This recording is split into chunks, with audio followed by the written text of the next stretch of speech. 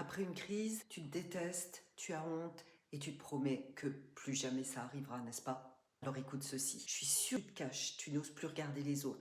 Certaines de mes patientes me disent même que le lendemain, elles évitent les gens et qu'elles ont l'impression que ça se voit sur elles, comme si tout le monde savait, comme si ce que tu avais mangé disait quelque chose de toi, comme si cette crise prouvait que tu n'étais pas à la hauteur. Et cette honte, évidemment, elle fait souvent encore plus mal que la crise elle-même.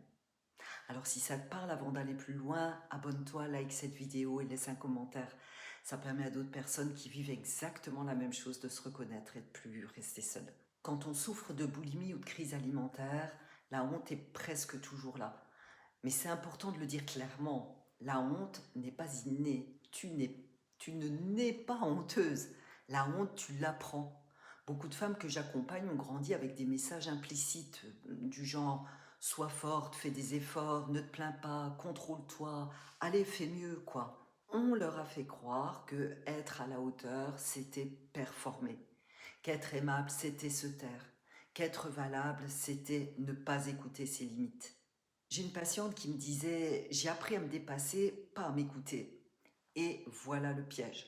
Quand tu t'écoutes, quand tu es fatigué, quand tu craques, quand tu n'y arrives plus, on t'a appris que tu devais avoir honte. Pas parce que tu faisais quelque chose de mal, non, mais parce que tu sors du rôle, le rôle de celle qui gère, celle qui tient, celle qui assure. Pourquoi la honte s'accroche à la nourriture? Eh bien, la nourriture devient un endroit très particulier, en fait. Parce que manger, ce n'est pas performant, ce n'est pas maîtrisable à l'infini, ce n'est pas, entre guillemets, propre. Et chez beaucoup de mes patientes, la crise arrive exactement au moment où le contrôle lâche. Le soir, la nuit, après une journée où tout a été tenu. J'ai une patiente qui me disait dernièrement, toute la journée, je suis irréprochable. Et le soir, je deviens quelqu'un que je déteste.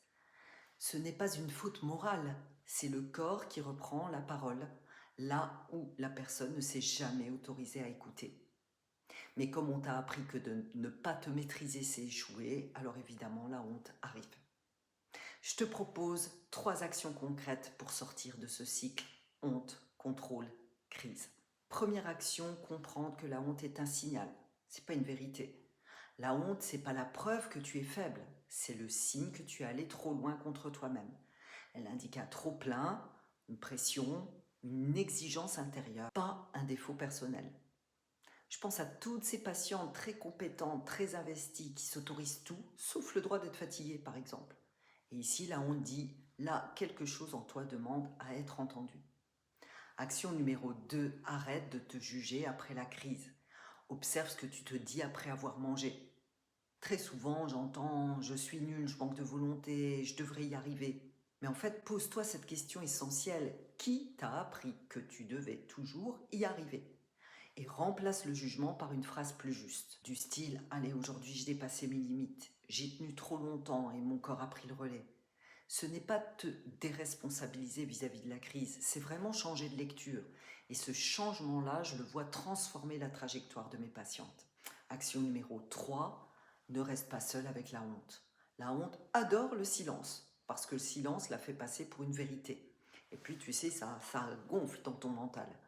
Quand une patiente ose dire « j'ai honte » et que quelqu'un répond « ce que tu vis a du sens », quelque chose se dessert immédiatement. Mets des mots ici en commentaire, avec un professionnel, avec une personne fiable. C'est vraiment reprendre du pouvoir là où on t'a appris à te taire. Alors, la honte n'est pas la preuve que tu es cassé. Elle vient d'un conditionnement à la performance et au contrôle.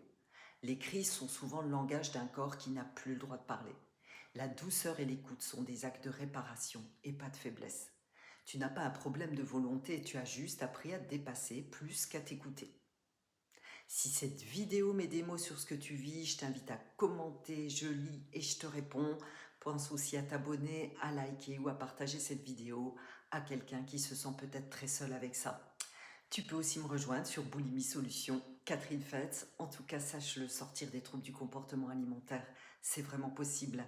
Je te dis à très vite.